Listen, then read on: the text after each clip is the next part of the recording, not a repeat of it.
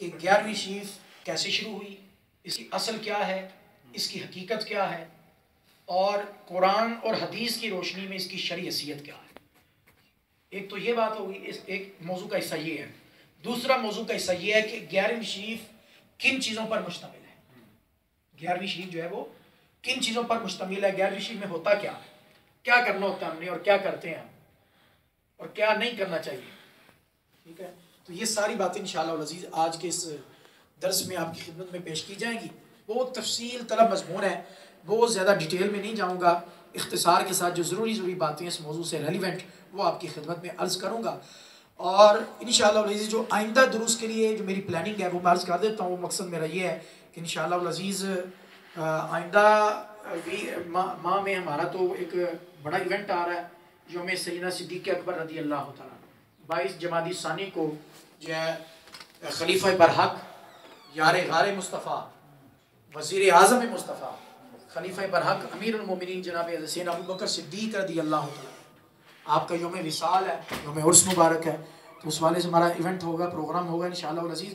تو اس کے بعد جو ہمارے ترتیب سے دروس قرآن چلیں گے، ان میں جو موضوعات میں نے سوچ رکھے ہیں وہ عقائد کے والے سے، مثلا سب سے پہلے ہم عقیدہ توحید کو لیں گے کہ اللہ کے بارے میں ہمارا کیا عقیدہ ہونا چاہیے، عقیدہ توحید کیا ہے، کیونکہ آج سب سے زیادہ ضرورت اس بات کی ہے کہ ہمیں یہ پتہ ہو کہ ہمارے عقائد کیا، مسلمان ہیں تو ایک مسلمان کے عقیدے کیا ہیں، نظریات کیا ہیں، ہم اللہ کے بارے میں کیا عقیدہ ہونا چاہیے ہمارا اور کیا نظریات ہونا چاہیے۔ تو عقیدہ توحید میں یہ ساری چیزیں آ جائیں گی۔ پھر اس کے بعد عقیدہ رسالت ہوگا، پھر عقیدہ ختم نبوت ہوگا، پھر عقیدہ آخرت ہوگا، پھر ایمان بالملائکہ، ایمان بالنبیین، پھر تقدیر کے حوالے سے یہ ترتیب سے انشاءاللہ العزیز ہمارے موضوعات جو ہیں وہ چلیں گے، جن کا مختصر میں نے خاکہ آپ کی خدمت میں پیش کیا۔ تو آئیے میں اپنے موضوع کو شروع کرتا ہوں۔ تو سب سے پہلے 11ویں شریف کی حقیقت کیا ہے، اس کی اصلیت میں مختصراً عرض کر دیتا ہوں آپ کی خدمت میں۔ 11ویں شریف یہ منسوب ہے حضور محبوب سبحانی، اب ذرا توجہ سے آپ بیٹھیے گا، حضور محبوب سبحانی، قطب ربانی، شہباز لامکانی، سبحان اللہ، وقندیل نورانی، حضرت شیخ عبد القادر جیلانی گیلانی رضی اللہ تعالیٰ عنہ کی ذات کے ساتھ 11ویں شریف ان کی ذات کے ساتھ اس کی نسبت ہے۔ یہ 11ویں شریف ہے کیا، کیوں مشہور ہوئی، کیسے مشہور ہوئی؟ حضور غوث اعظم رضی اللہ تعالیٰ عنہ نے آپ نے یہ معمول بنایا، 12 ربیع الاول شریف کو آقا علیہ السلام کی ولادت باسعادت ہوئی اور ربیع الاول شریف میں ہی آپ کا وصال مبارک ہوا۔ تو ربیع الاول کے بعد مہینہ آتا ہے ربیع الاخر کا یا ربیع الثانی کا۔ تو 11 ربیع الثانی کو، ہر 11 ربیع الثانی کو حضور غوث اعظم رضی اللہ تعالیٰ آپ نے نبی کریم صلی اللہ علیہ وسلم کے لیے اصال ثواب کی مجلس کا اہتمام کیا۔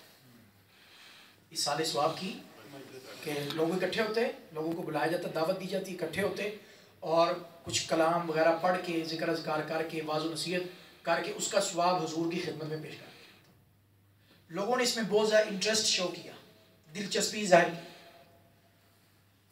اور طعام کا بھی اہتمام کیا جاتا، نظر و نیاز کا۔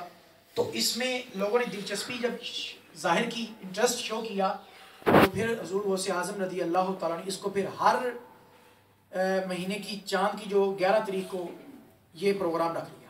پہلے ربیع الثانی میں تھا، پھر ہر مہینے کی 11 تاریخ کو یہ پروگرام رکھنا شروع کر دیا۔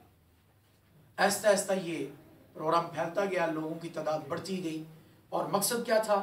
حضور نبی کریم صلی اللہ علیہ وسلم کے لیے اصال ثواب کا اہتمام کرنا، سبحان اللہ، کہ پڑھی گئی کلام، اذکار، ٹھیک ہے، وہ حضور کی خدمت میں ہدیۃً تحفۃً پیش کرنا، اصال ثواب کرنا، یہ مجلس کا اہتمام کیا۔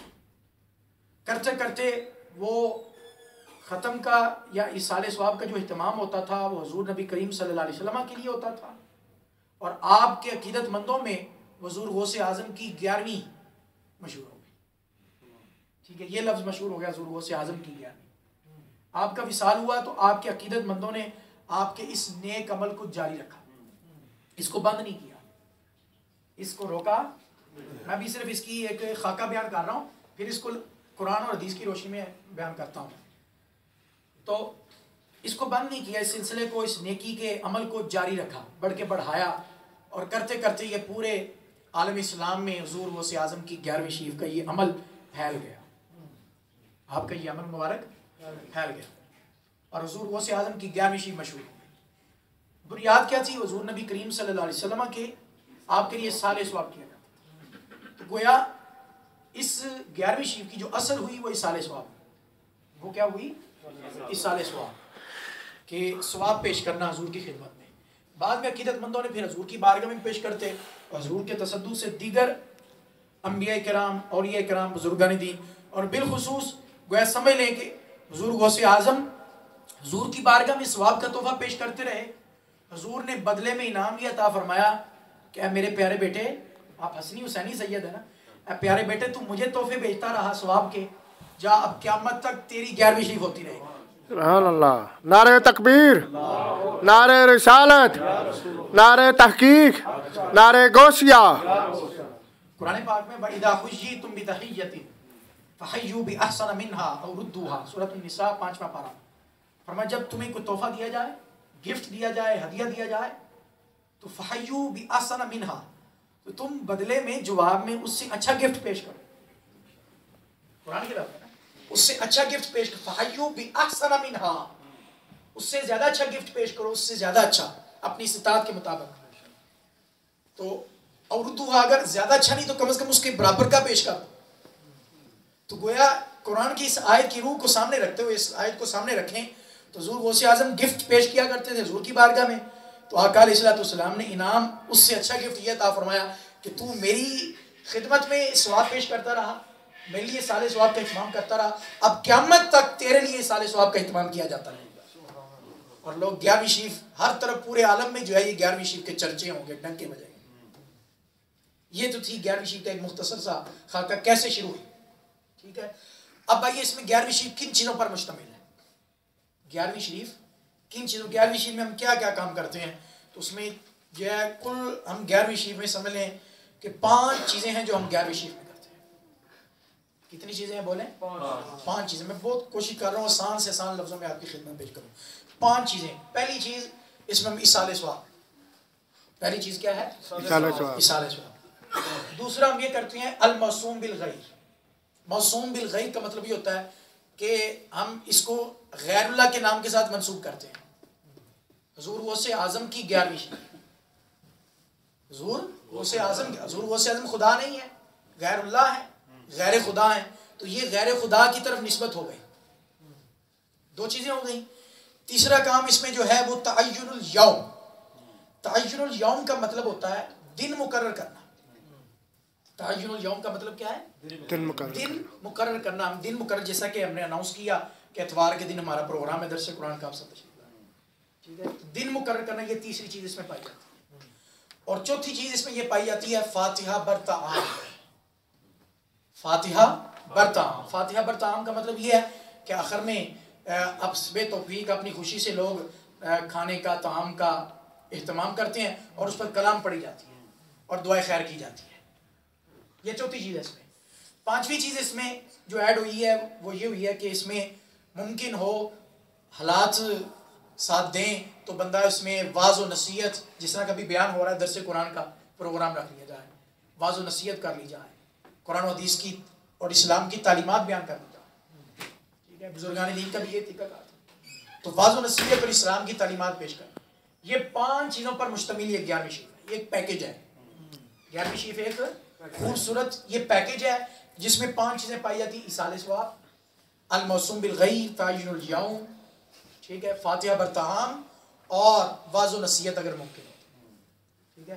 تو اب ترتیب سے آئیے ان کو میں قرآن و حدیث کی روشنی میں بیان کرتا ہوں۔ اصال ثواب یہ بڑا لمبا طویل مضمون ہے اصال ثواب کا، لیکن میں چند باتیں اصال ثواب کے حوالے سے عرض کر دیتا ہوں۔ اصال ثواب کا پہلے معنی سمجھیں، اصال ثواب کا مطلب کیا ہے؟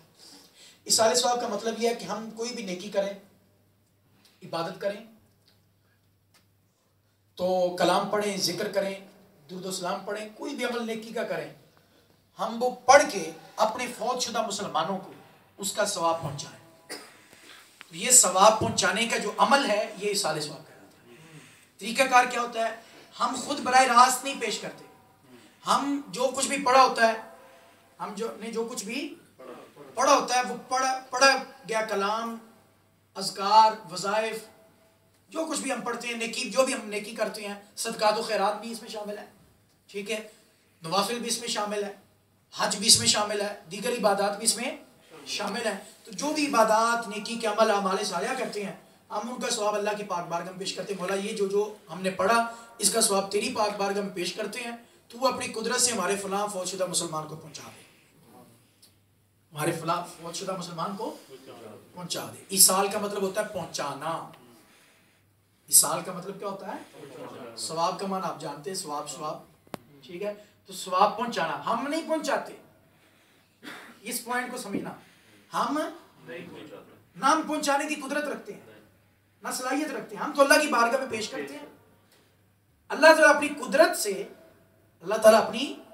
قدرت سے ہم جس فوت شدہ مسلمان کی نیت ارادہ کرتے ہیں وہ اپنا فضل فرماتا ہے, اس فوت شدہ مسلمان کو وہ ثواب پہنچا دیتا ہے. تو گویا ثواب کسی مخصوص فوت شدہ مسلمان کو پہنچنا یہ رب کی قدرت پر مبنی ہے, اللہ کی قدرت سے یہ عمل ہوتا ہے. تو گویا اب مختصر یہ کہ ایصال ثواب کا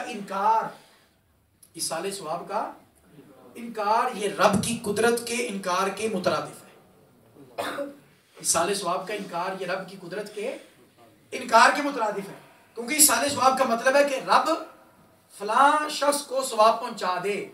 تو رب پہنچانے پر قادر ہے, رب پہنچانے پر قادر ہے. جو انکار کرتا ہے گویا وہ یوں کہتا ہے کہ اللہ تعالیٰ نہیں پہنچا سکتا.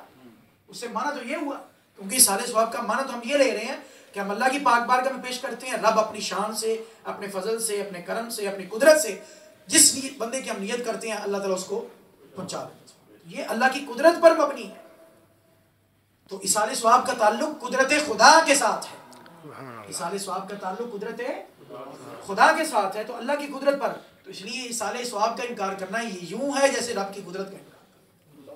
اور پھر ایصال ثواب پر قرآن مجید کی بہت ساری آیات ہیں. میں 2-3 آیتیں آپ کے سامنے پیش کرتا ہوں. اللہ تبارک و تعالیٰ نے 28ویں پارہ میں ارشاد فرمایا, والذین جاءوا من بعدهم یقولون ربنا اغفر لنا ولإخواننا الذین سبقونا بالایمان. سبحان اللہ, سبحان اللہ. اس میں دعا سکھلائے گی. وہ دعا کیا ہے؟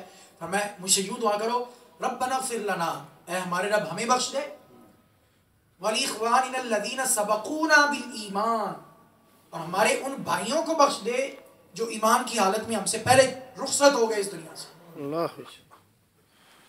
اب مجھے بتائیں, اگر دعا کا فائدہ فوت شدہ مسلمانوں کو نہ پہنچے, دعا بھی عبادت ہے, دعا بھی ایک عبادت ہے. بے شک الدعاء مخ العبادہ, دعا تو عبادت کا مغز ہے. سبحان اللہ. دعا تو عبادت کی روح ہے, دعا تو عبادت کی جان ہے. تو دعا بھی ایک عبادت ہے. قرآن نے دعا کو عبادت کہا. قرآن پاک میں ان الذین یستکبرون عن عبادتی سیدخلون جہنم داخلین, بے شک وہ لوگ جو میری عبادت سے منہ موڑتے ہیں, یعنی مجھ سے مانگنے میں آر محسوس کرتے ہیں اور اعراض کرتے ہیں, روگردانی کرتے ہیں, منہ موڑتے ہیں, فرمایا سیدخلون جہنم داخلین, ان قریب اللہ تعالیٰ نے جہنم میں داخل کر دیا, اور ان قریب وہ جہنم میں داخل ہوں گے, رسوا ہوگا. تو گویا عبادت کا لفظ قرآن نے دعا کے لیے استعمال کیا. تو دعا کو عبادت بھی کہا جاتا ہے, تو یہ دعا بھی ایک عبادت ہے. تو اگر دعا کا فائدہ یا عبادت کا فائدہ میت کو, فوت شدہ مسلمان کو نہ پہنچتا تو قرآن کبھی اس دعا کی تعلیم نہ دیتا. قرآن اس دعا کی تعلیم. اچھا, اس سے بھی زیادہ معروف دعا وہ جو ہم دعائے ابراہیمی ہے, جو ہر نمازی اپنی ہر نماز میں پڑھتا ہے, رب اجعلنی مقیم الصلاۃ ومن ذریتی ربنا وتقبل دعا. اب اس سے اگلے جو لفظ ہے ربنا اغفر لی, اے ہمارے رب مجھے بخش دے, ولی والدیہ, میرے والدین کو بخش دے, وللمؤمنین یوم یقوم الحساب, اور قیامت تک کے سارے مسلمانوں کو بخش دے, قیامت تک کے سارے مسلمانوں کو. اب دیکھیں اگر دعا کا فائدہ میت کو نہ پہنچتا, اب یہ دعا حضرت ابراہیم علیہ السلام نے نزول قرآن سے سینکڑوں سال پہلے یہ دعا مانگی. رب کو یہ دعا اتنی پسند آئی کہ اپنے پیارے خلیل کی اس مانگی ہوئی دعا کو اپنی پاک بارگاہ میں محفوظ رکھا. اور جب نزول قرآن کا زمانہ آیا تو رب کائنات نے اس دعا کو قرآن میں نازل کر کے اپنے پیارے محبوب کے صدقے محبوب کے غلاموں کو یہ دعا دی. سبحان اللہ, سبحان اللہ.